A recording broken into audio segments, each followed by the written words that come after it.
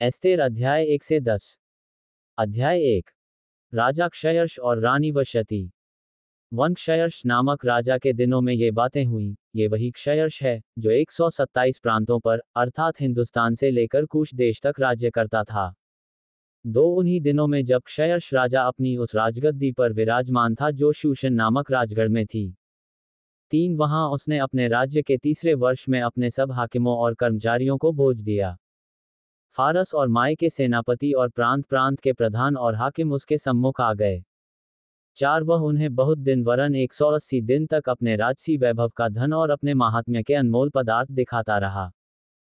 इन दिनों के बीतने पर राजा ने क्या छोटे क्या बड़े उन सबों को भी जो शूशन नामक राजगढ़ में इकट्ठा हुए थे राजभवन की बारी के आंगन में 7 दिन तक भोज दिया।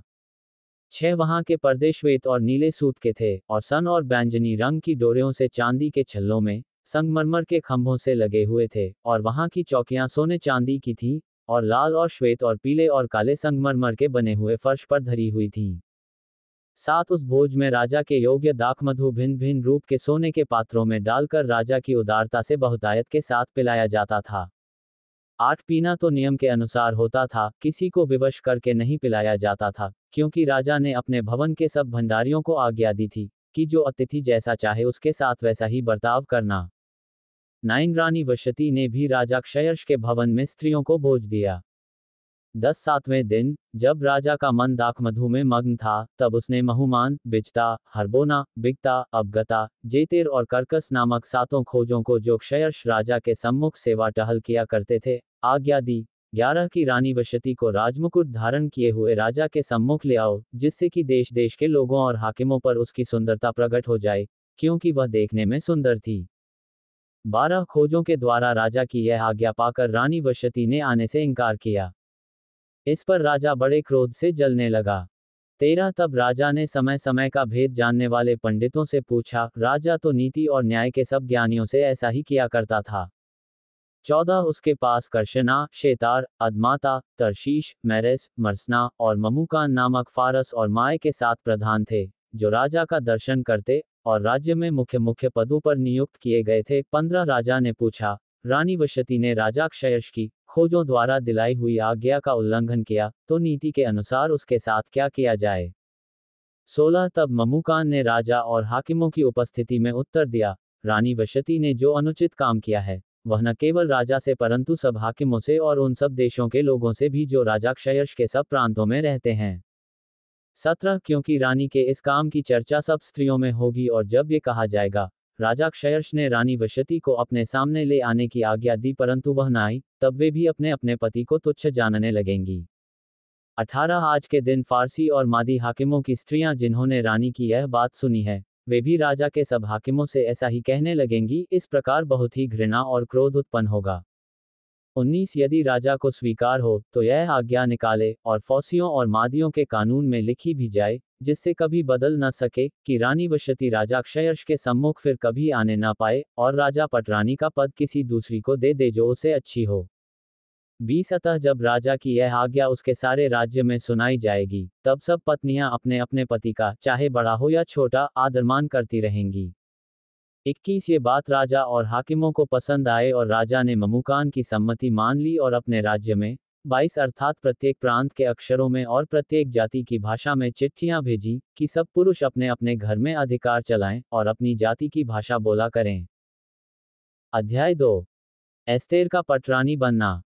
इन बातों के बाद जब राजा क्षयर्ष का गुस्सा ठंडा पड़ गया तब उसने रानी वशती की और जो काम उसने किया था और जो उसके विषय में आज्ञा निकली थी उसकी भी सुधि ली। तब राजा के सेवक जो उसके टहलुए थे कहने लगे, राजा के लिए सुंदर तथा युवा कुंवारियां ढूंढी जाएं।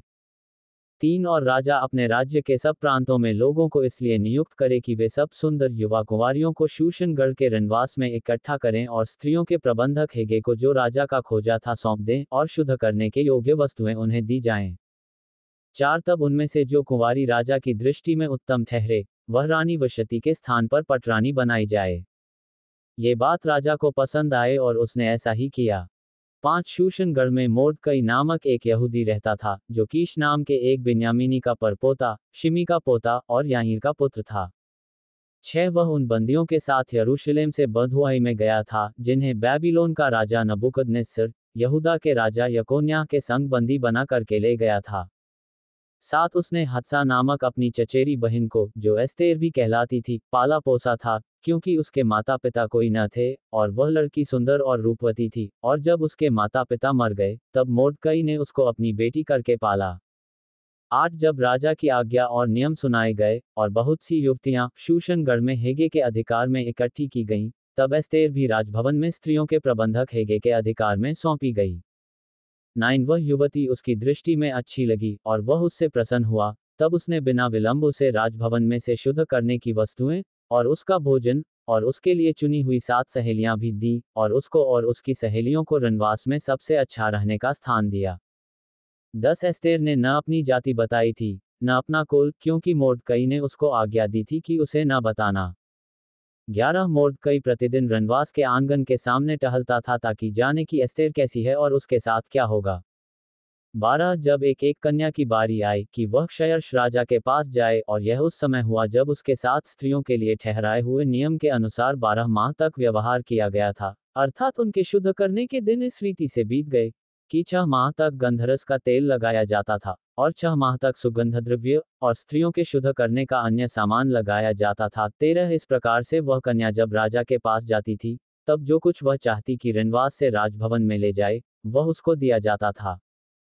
14 सांझ को तो वह जाती थी, और सवेरे को वह लौटकर रनवास के दूसरे घर में जाकर रखेलियों के प्रबंधक राजा के खोजे शासगज के अधिकार में हो जाती थी, और राजा के पास फिर नहीं जाती थी।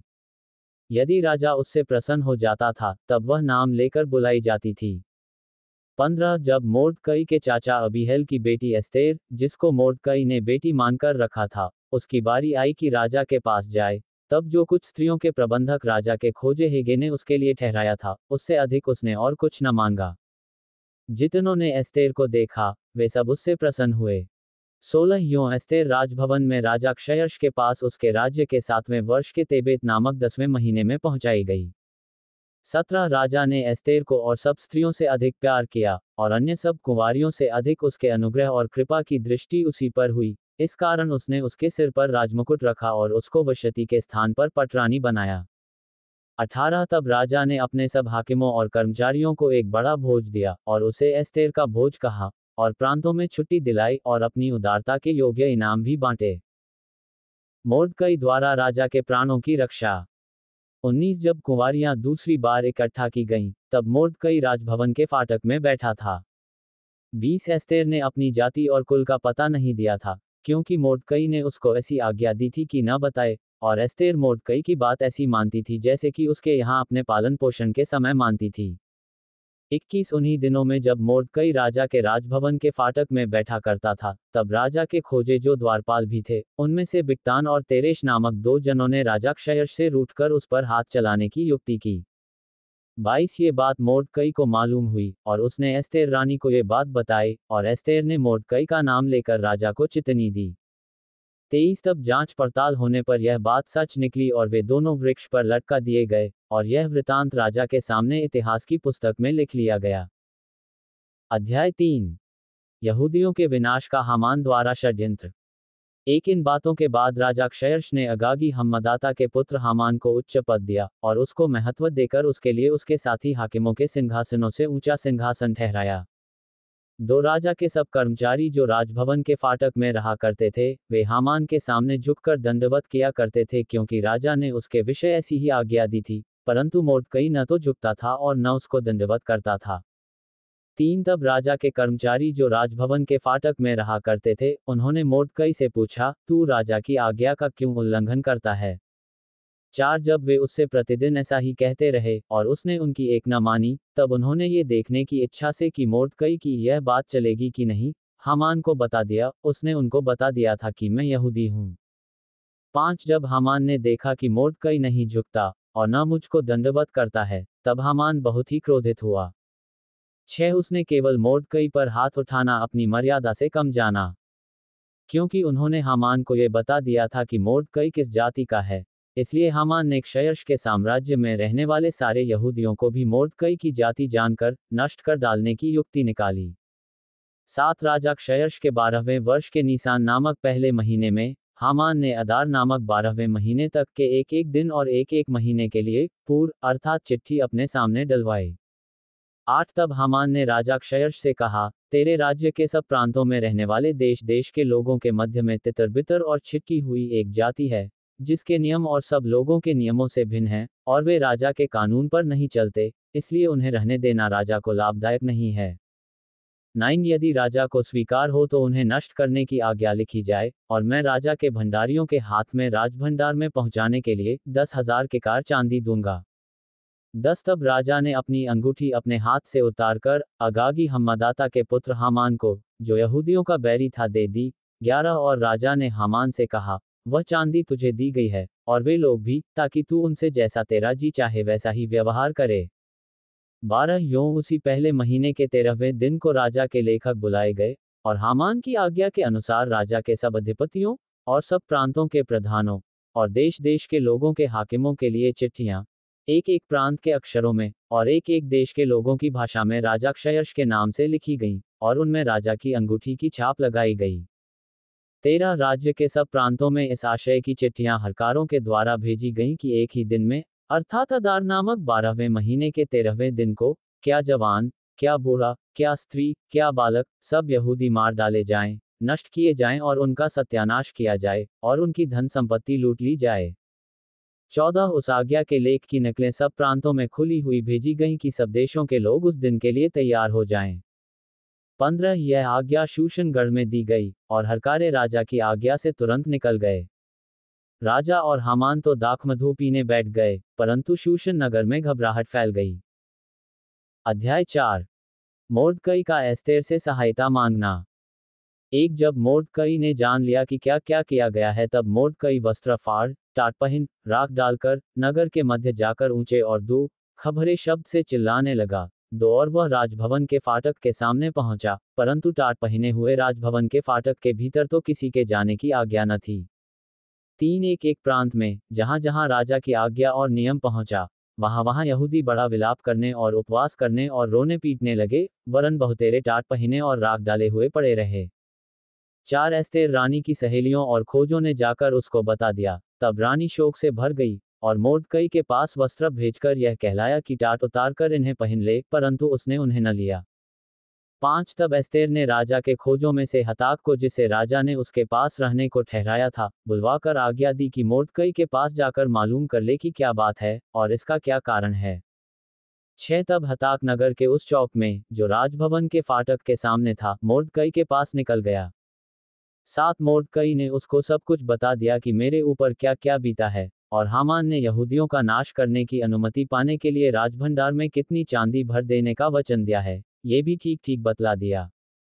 8 फिर यहूदियों का विनाश करने की जो आज्ञा शूशन में दी गई थी, उसकी एक नकल भी उसने हताक के हाथ में एस्तेर को दिखाने के लिए दी, और उसे सब हाल बताने और यह आज्ञा देने को कहा कि भीतर राजा के पास जाकर अपने लोगों के लिए गिड़गिड़ाकर विनती करे। 9 तब हताक ने एस्तेर के पास जाकर मोर्दकई की बातें कह सुनाई। 10 तब एस्तेर ने हताक को मोर्दकई से यह कहने की आज्ञा दी। 11 राजा के सब कर्मचारियों, वरन राजा के प्रांतों के सब लोगों को भी मालूम है कि क्या पुरुष क्या स्त्री कोई क्यों न हो, जो आज्ञा बिना पाए भीतरी आंगन में राजा के पास जाएगा, उसके मार डालने ही की आज्ञा है। केवल जिसकी ओर राजा सोने का राजदंड बढ़ाए वही बचता है। परंतु मैं अब 30 दिन से राजा के पास नहीं बुलाई गई हूं। 12 एस्तेर की ये बातें मोर्दकई को सुनाई गईं। 13 तब मोर्दकई ने एस्तेर के पास ये कहला भेजा, तू मन ही मन यह विचार न कर कि मैं ही राजभवन में रहने के कारण और सब यहूदियों में से बची रहूंगी। 14 क्योंकि जो तू इस समय चुपचाप रहे, तो और किसी न किसी उपाय से यहूदियों का छुटकारा और उद्धार हो जाएगा, परंतु तू अपने पिता के घराने समेत नष्ट होगी। क्या जाने तुझे ऐसे ही कठिन समय के लिए राजपद मिल गया हो। 15 तब एस्तेर ने मोर्दकई के पास ये कहला भेजा। 16 तू जाकर शूशन के सब यहूदियों को इकट्ठा कर, और तुम सब मिलकर मेरे निमित्त उपवास करो, 3 दिन रात न तो कुछ खाओ और न कुछ पियो। मैं भी अपनी सहेलियों सहित उसी रीति उपवास करूंगी, और ऐसी ही दशा में मैं नियम के विरुद्ध राजा के पास भीतर जाऊंगी, और यदि नष्ट हो गई तो हो गई। 17 तब मोर्दकई चला गया, और एस्तेर की आज्ञा के अनुसार ही उसने किया। अध्याय 5 राजा और हामान को एस्तेर का निमंत्रण। एक तीसरे दिन एस्तेर अपने राजकीय वस्त्र पहनकर राजभवन के भीतरी आंगन में जाकर राजभवन के सामने खड़ी हो गई। राजा राजभवन में राजगद्दी पर भवन के द्वार के सामने विराजमान था। और जब राजा ने एस्तेर रानी को आंगन में खड़ी हुई देखा, तब उसने प्रसन्न होकर सोने का राजदंड जो उसके हाथ में था उसकी ओर बढ़ाया। तब एस्तेर ने निकट जाकर राजदंड की नोक छुई। 3 तब राजा ने उससे पूछा, हे एस्तेर रानी, तुझे क्या चाहिए? तू क्या मांगती है? मांग और तुझे आधा राज्य तक दिया जाएगा। 4 एस्तेर ने कहा, यदि राजा को स्वीकार हो, तो आज हामान को साथ लेकर उस भोज में आए, जो मैंने राजा के लिए तैयार किया है। 5 तब राजा ने आज्ञा दी, हामान को तुरंत ले आओ, कि एस्तेर का निमंत्रण ग्रहण किया जाए। अतः राजा और हामान एस्तेर के तैयार किए हुए भोज में आए। 6 भोज के समय जब दाखमधु पिया जाता था, तब राजा ने एस्तेर से कहा, तेरा क्या निवेदन है? वह पूरा किया जाएगा। तू क्या मांगती है? मांग, और आधा राज्य तक तुझे दिया जाएगा। 7 एस्तेर ने उत्तर दिया, मेरा निवेदन और जो मैं मांगती हूँ वह ये है। 8 की यदि राजा मुझ पर प्रसन्न है और मेरा निवेदन सुनना और जो वरदान मैं मांगूं वही देना राजा को स्वीकार हो, तो राजा और हामान कल उस भोज में आए जिसे मैं उनके लिए करूंगी, और कल मैं राजा के इस वचन के अनुसार करूंगी। मोर्दकई को मार डालने का षड्यंत्र। 9 उस दिन हामान आनंदित और मन में प्रसन्न होकर बाहर गया। परंतु जब उसने मोर्दकई को राजभवन के फाटक में देखा कि वह उसके सामने न तो खड़ा हुआ और न हटा, तब वह मोर्दकई के विरुद्ध क्रोध से भर गया। 10 तो भी वह अपने को रोककर अपने घर गया और अपने मित्रों और अपनी स्त्री जेरेश को बुलवा भेजा। 11 तब हामान ने उनसे अपने धन का वैभव और अपने बाल बच्चों की बढ़ती और राजा ने उसको कैसे कैसे बढ़ाया और अन्य सब हाकिमों और अपने और सब कर्मचारियों से ऊंचा पद दिया था, इन सब का वर्णन किया। 12 हामान ने यह भी कहा, एस्तेर रानी ने भी मुझे छोड़ और किसी को राजा के संग अपने किए हुए भोज में आने न दिया, और कल के लिए भी राजा के संग उसने मुझी को नेवता दिया है। 13 तो भी जब जब मुझे वह यहूदी मोर्दकई राजभवन के फाटक में बैठा हुआ दिखाई पड़ता है, तब तब ये सब मेरी दृष्टि में व्यर्थ लगता है। 14 उसकी पत्नी जेरेश और उसके सब मित्रों ने उससे कहा, 50 हाथ ऊंचा फांसी का एक खंभा बनाया जाए, और सवेरे राजा से कहना कि उस पर मोर्दकई लटका दिया जाए, तब राजा के संग आनंद से भोज में जाना। इस बात से प्रसन्न होकर हामान ने वैसा ही फांसी का एक खंभा बनवाया। अध्याय 6। राजा द्वारा मोर्दकई का सम्मान। एक उस रात राजा को नींद नहीं आई, इसलिए उसकी आज्ञा से इतिहास की पुस्तक लाई गई और पढ़कर राजा को सुनाई गई। 2 उसमें ये लिखा हुआ मिला कि जब राजा क्षयर्ष के हाकिम जो द्वारपाल भी थे, उनमें से बिगताना और तेरेश नामक 2 जनों ने उस पर हाथ उठाने की युक्ति की थी, उसे मोर्दकई ने प्रकट किया था। 3 तब राजा ने पूछा, इसके बदले मोर्दकई की क्या प्रतिष्ठा और बढ़ाई की गई? राजा के जो सेवक उसकी सेवा टहल कर रहे थे, उन्होंने उसको उत्तर दिया, उसके लिए कुछ भी नहीं किया गया। 4 राजा ने पूछा, आंगन में कौन है? उसी समय हामान राजा के भवन से बाहरी आंगन में इस मनसा से आया था कि जो खंभा उसने मोर्दकई के लिए तैयार कराया था, उस पर उसको लटका देने की चर्चा राजा से करे। 5 तब राजा के सेवकों ने उससे कहा, आंगन में तो हामान खड़ा है। राजा ने कहा, उसे भीतर बुलवा लाओ। 6 जब हामान भीतर आया, तब राजा ने उससे पूछा, जिस मनुष्य की प्रतिष्ठा राजा करना चाहता हो तो उसके लिए क्या करना उचित होगा? हामान ने ये सोचकर कि मुझसे अधिक राजा किसकी प्रतिष्ठा करना चाहता होगा, 7 राजा को उत्तर दिया, जिस मनुष्य की प्रतिष्ठा राजा करना चाहे। 8 उसके लिए राजकीय वस्त्र लाया जाए, जो राजा पहनता है, और एक घोड़ा भी, जिस पर राजा सवार होता है, और उसके सिर पर जो राजकीय मुकुट धरा जाता है वह भी लाया जाए। 9 फिर वह वस्त्र और वह घोड़ा राजा के किसी बड़े हाकिम को सौंपा जाए, और जिसकी प्रतिष्ठा राजा करना चाहता हो, उसको वह वस्त्र पहनाया जाए, और उस घोड़े पर सवार करके नगर के चौक में उसे फिराया जाए, और उसके आगे आगे ये प्रचार किया जाए, जिसकी प्रतिष्ठा राजा करना चाहता है, उसके साथ ऐसा ही किया जाएगा।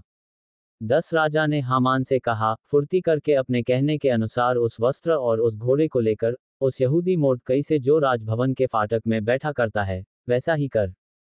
जैसा तूने कहा है उसमें कुछ भी कमी होने ना पाए। 11 तब हामान ने उस वस्त्र और उस घोड़े को लेकर मोर्दकई को पहनाया और उसे घोड़े पर चढ़ाकर नगर के चौक में इस प्रकार पुकारता हुआ घुमाया, जिसकी प्रतिष्ठा राजा करना चाहता है उसके साथ ऐसा ही किया जाएगा। 12 तब मोर्दकई तो राजभवन के फाटक में लौट गया, परंतु हामान शोक करता हुआ और सिर ढांपे हुए झट अपने घर को गया। 13 हामान ने अपनी पत्नी जेरेश और अपने सब मित्रों से सब कुछ जो उस पर बीता था वर्णन किया। तब उसके बुद्धिमान मित्रों और उसकी पत्नी जेरेश ने उससे कहा, मोर्दकई जिसे तू नीचा दिखाना चाहता है, यदि वह यहूदियों के वंश में का है, तो तू उस पर प्रबल न होने पाएगा, उससे पूरी रीति से नीचा ही खाएगा। 14 वे उससे बातें कर ही रहे थे कि राजा के खोजे आकर हामान को एस्तेर के किए हुए भोज में फुर्ती से बुला ले गए। अध्याय 7। हामान को मृत्युदंड। एकतः राजा और हामान एस्तेर रानी के भोज में आ गए। दो राजा ने दूसरे दिन दाखमधु पीते पीते एस्तेर से फिर पूछा, हे एस्तेर रानी, तेरा क्या निवेदन है? वह पूरा किया जाएगा। तू क्या मांगती है? मांग, और आधा राज्य तक तुझे दिया जाएगा। 3 एस्तेर रानी ने उत्तर दिया, हे राजा, यदि तू मुझ पर प्रसन्न है और राजा को ये स्वीकार हो, तो मेरे निवेदन से मुझे और मेरे मांगने से मेरे लोगों को प्राणदान मिले। 4 क्योंकि मैं और मेरी जाति के लोग बेच डाले गए हैं, और हम सब घात और नष्ट किए जाने वाले हैं। यदि हम केवल दास दासी हो जाने के लिए बेच डाले जाते, तो मैं चुप रहती, चाहे उस दशा में वह विरोधी राजा की हानि भर न सकता। 5 तब राजा क्षयर्ष ने एस्तेर रानी से पूछा, वह कौन है और कहाँ है जिसने ऐसा करने का निश्चय किया है? 6 एस्तेर ने उत्तर दिया, वह विरोधी और शत्रु यही दुष्ट हामान है। तब हामान राजा रानी के सामने भयभीत हो गया। 7 राजा क्रोध से भरकर दाखमधु पीने से उठकर राजभवन की बारी में निकल गया, और हामान ये देखकर कि राजा ने मेरी हानि ठान ली होगी, एस्तेर रानी से प्राणदान मांगने को खड़ा हुआ। 8 जब राजा राजभवन की बारी से दाखमधु पीने के स्थान में लौट आया, तब क्या देखा कि हामान उसी चौकी पर जिस पर एस्तेर बैठी है झुक रहा है, और राजा ने कहा, क्या ये घर ही में मेरे सामने ही रानी से बरबस करना चाहता है? राजा के मुंह से यह वचन निकला ही था कि सेवकों ने हामान का मुंह ढांक दिया। 9 तब राजा के सामने उपस्थित रहने वाले खोजों में से हरवोना नाम एक ने राजा से कहा, हामान के यहाँ 50 हाथ ऊंचा फांसी का एक खंभा खड़ा है, जो उसने मोर्दकई के लिए बनवाया है, जिसने राजा के हित की बात कही थी। राजा ने कहा, उसको उसी पर लटका दो। 10 तब हामान उसी खंभे पर जो उसने मोर्दकई के लिए तैयार कराया था, लटका दिया गया। इस पर राजा का गुस्सा ठंडा पड़ गया। अध्याय 8। यहूदियों को अपनी रक्षा का अधिकार मिलना। एक उसी दिन राजा क्षयर्ष ने यहूदियों के विरोधी हामान का घरबार एस्तेर रानी को दे दिया। मोर्दकई राजा के सामने आया, क्योंकि एस्तेर ने राजा को बताया था कि उससे उसका क्या नाता था। 2 तब राजा ने अपनी वह अंगूठी जो उसने हामान से ले ली थी, उतार कर मोर्दकई को दे दी। एस्तेर ने मोर्दकई को हामान के घरबार पर अधिकारी नियुक्त कर दिया। 3 फिर एस्तेर दूसरी बार राजा से बोली, और उसके पांव पर गिर आंसू बहा बहाकर उससे गिड़गिड़ाकर विनती की कि अगागी हामान की बुराई और यहूदियों की हानि की उसकी युक्ति निष्फल की जाए। 4 तब राजा ने एस्तेर की ओर सोने का राजदंड बढ़ाया। 5 तब एस्तेर उठकर राजा के सामने खड़ी हुई और कहने लगी, यदि राजा को स्वीकार हो और वह मुझसे प्रसन्न है और यह बात उसको ठीक जान पड़े, और मैं भी उसको अच्छी लगती हूँ, तो जो चिट्ठियां हम्मदाता अगागी के पुत्र हामान ने राजा के सब प्रांतों के यहूदियों को नष्ट करने की युक्ति करके लिखाई थी, उनको पलटने के लिए लिखा जाए। 6 क्योंकि मैं अपने जाति के लोगों पर पड़ने वाली उस विपत्ति को किस रीति से देख सकूंगी? मैं अपने भाइयों के विनाश को कैसे देख सकूंगी?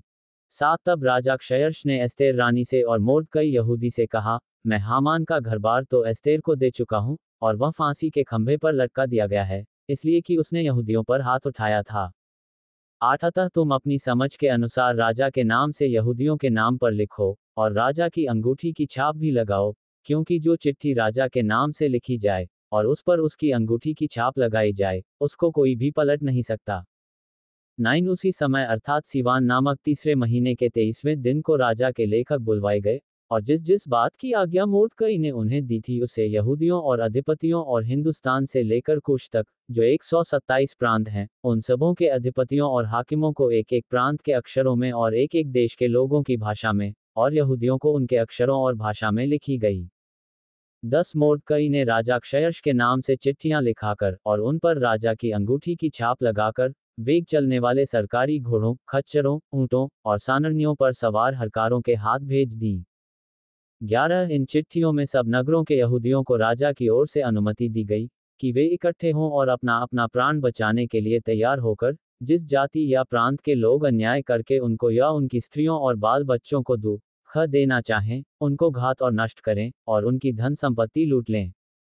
12 और यह राजा क्षयर्ष के सब प्रांतों में एक ही दिन में किया जाए, अर्थात अदार नामक 12वें महीने के 13वें दिन को। 13 इस आज्ञा के लेख की नकलें समस्त प्रांतों में सब देशों के लोगों के पास खुली हुई भेजी गईं, ताकि यहूदी उस दिन अपने शत्रुओं से बदला लेने को तैयार रहें। 14 अतः हरकारे वेग चलने वाले सरकारी घोड़ों पर सवार होकर राजा की आज्ञा से फुर्ती करके जल्दी चले गए, और यह आज्ञा शूशन राजगढ़ में दी गई थी। 15 तब मोर्दकई नीले और श्वेत रंग के राजकीय वस्त्र पहने और सिर पर सोने का बड़ा मुकुट धरे हुए और सूक्ष्म सन और बैंजनी रंग का बागा पहने हुए राजा के सम्मुख से निकला, और शूशन नगर के लोग आनंद के मारे ललकार उठे। 16 यहूदियों को आनंद और हर्ष हुआ और उनकी बड़ी प्रतिष्ठा हुई। 17 और जिस जिस प्रांत और जिस जिस नगर में जहां कहीं राजा की आज्ञा और नियम पहुंचे, वहां वहां यहूदियों को आनंद और हर्ष हुआ, और उन्होंने भोज करके उस दिन को खुशी का दिन माना।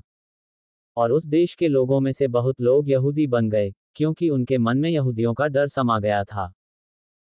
अध्याय 9 यहूदियों का शत्रुओं पर प्रबल होना।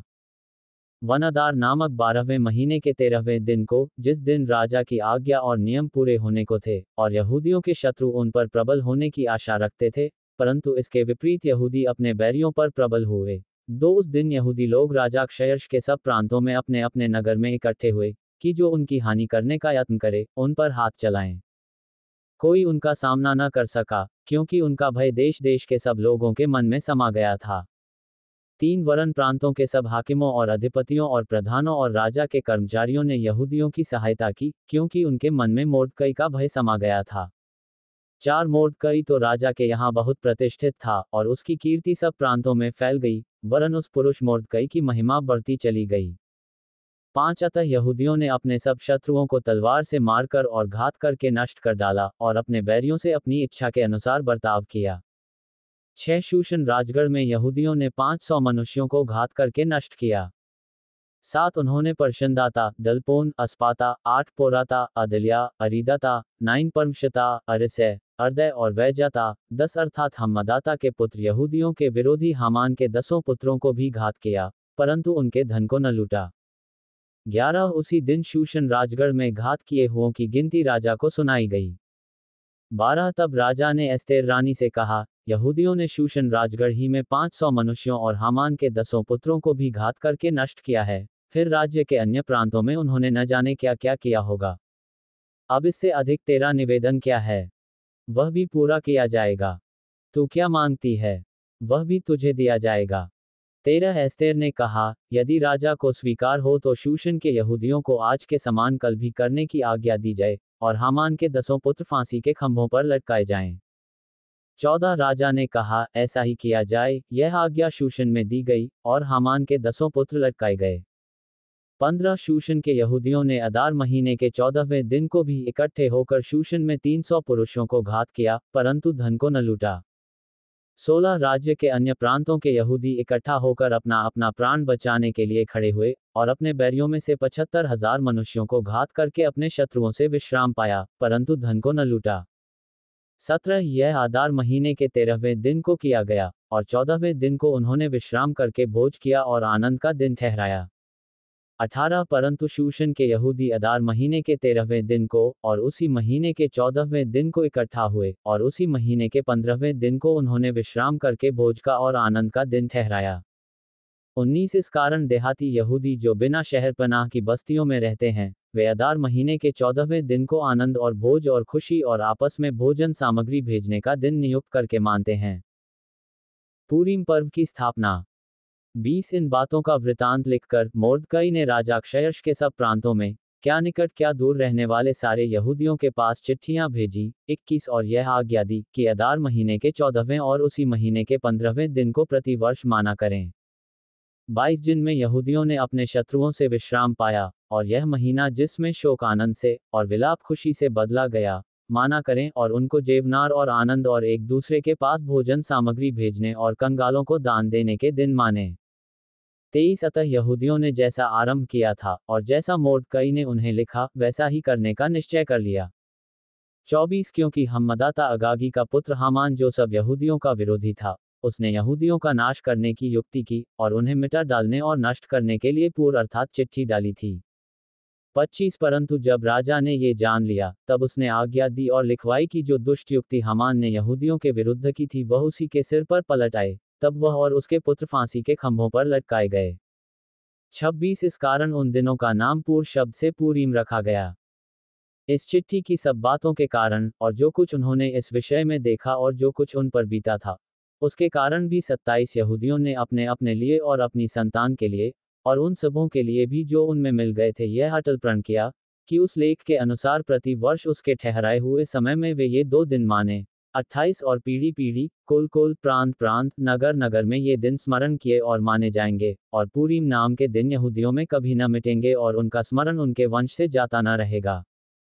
29 फिर अबीहल की बेटी एस्तेर रानी और मोर्दकई यहूदी ने पूरीम के विषय ये दूसरी चिट्ठी बड़े अधिकार के साथ लिखी। 30 इसकी नकलें मोर्दकई ने क्षयर्ष के राज्य के 127 प्रांतों के सब यहूदियों के पास शांति देने वाली और सच्ची बातों के साथ इस आशय से भेजी। 31 की पूरीम के उन दिनों के विशेष ठहराए हुए समयों में मोर्दकई यहूदी और एस्तेर रानी की आज्ञा के अनुसार और जो यहूदियों ने अपने और अपनी संतान के लिए ठान लिया था, उसके अनुसार भी उपवास और विलाप किए जाएं। 32 पूरीम के विषय का ये नियम एस्तेर की आज्ञा से भी स्थिर किया गया और उनकी चर्चा पुस्तक में लिखी गई। अध्याय 10 राजा क्षयर्ष और मोर्दकई का महात्म्य।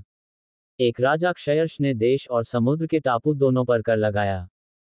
2 उसके महात्म्य और पराक्रम के कामों और मोर्दकई की उस बढ़ाई का पूरा ब्यौरा जो राजा ने उसकी की थी, क्या वह माय और फारस के राजाओं के इतिहास की पुस्तक में नहीं लिखा है?